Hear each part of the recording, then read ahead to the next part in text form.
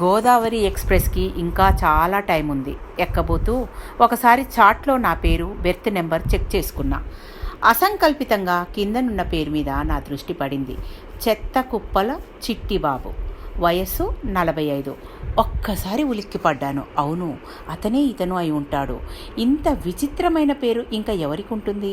అతనికి ముందు పుట్టిన పిల్లలు బతకపోతే ఇతను పుట్టగానే చెత్త కుప్ప మీద పడుకోబెట్టి మొక్కుకున్నారని విన్నాం అప్పట్లో. పేరు అలా ఉంది కానీ చూడటానికి స్మార్ట్గా, యాక్టివ్గానే ఉండేవాడు. నా మనసు గతంలోకి జారిపోయింది.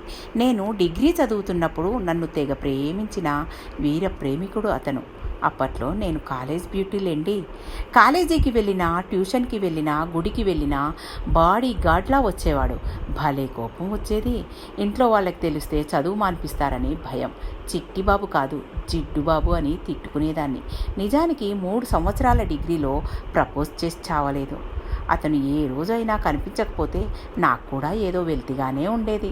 నేను 2 రోజులు ఏ ఊరన్నా వెళ్ళి కనబడకపోతే నిద్రాహారాలు మానేసి బాధపడేవాడని ఫ్రెండ్స్ చెప్పేవారు.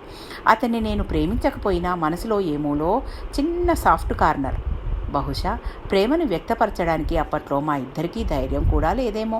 ఆ తర్వాత మా నాన్నగారికి ట్రాన్స్ఫర్ అవ్వడం, మళ్ళీ ఎప్పుడూ కనిపించలేదు. ఇప్పుడు దాదాపు 25 ఏళ్ల తర్వాత నన్ను చూస్తే ఎలా ఫీల్ అవుతాడో నాకు చాలా థ్రిల్లింగ్గా అనిపించింది. నాకు పెళ్ళి అయిన 2 పిల్లలున్నారు, వారికి కూడా పిల్లలున్నారు. అయినా ఒకప్పుడు నన్ను అంతగా ఆరాధించి అభిమానించిన చిన్ననాటి స్నేహితుడిని చూడాలంటే ఎగ్జైట్మెంట్తో నా హృదయం బరువెక్కింది. అసంకల్పితంగా నా పెదాల మీద చిరునవ్వు వచ్చేసింది. మెల్లిగా ట్రైన్ ఎక్కాను. నా బెర్త్ వెతుక్కుంటూ వెళ్తే ఎస్, అతనే. సీరియస్గా సూట్ కేస్ సర్దుకుంటున్నాడు. అప్పుడు ఎలా ఉండేవాడో ఇప్పుడు అలాగే కత్తిలాగా ఉన్నాడు.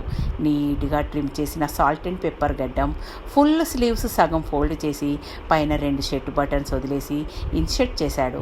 అసలు పెళ్ళయిందో లేక నన్ను మర్చిపోలేక అలాగే ఉండిపోయాడో పాపం అనుకుంటూ సంతోషంతో తన్నుకొస్తున్న చిరునవ్వుని బిగపట్టుకుంటూ చూస్తున్నాను. ఇంతలో చెత్త కుప్పల చిట్టిబాబు వెనక్కి తిరిగి నా వైపు చూశాడు. నా గుండె వేగంగా కొట్టుకోవడం మొదలెట్టింది. బీపీ పెరిగింది. 1, 2 అంకెలు లెక్క పెట్టుకుంటున్నా. హఠాత్తుగా అన్నాడతను, దొంగ సచ్చినోడు, చెత్త వెధవ, పండుగెడ్డంగాడు, వాడి గుడ్లు పీక, వాడికి కరోనా రానో. ఏమన్నాడో తెలుసా? ఆంటీ, మీరు పెద్దవారు, పై బెర్త్ ఎక్కలేకపోతే నా లోయర్ బెర్త్ తీసుకోండి. నవ్వుకోండిక. Thank you. మీ పద్మజ.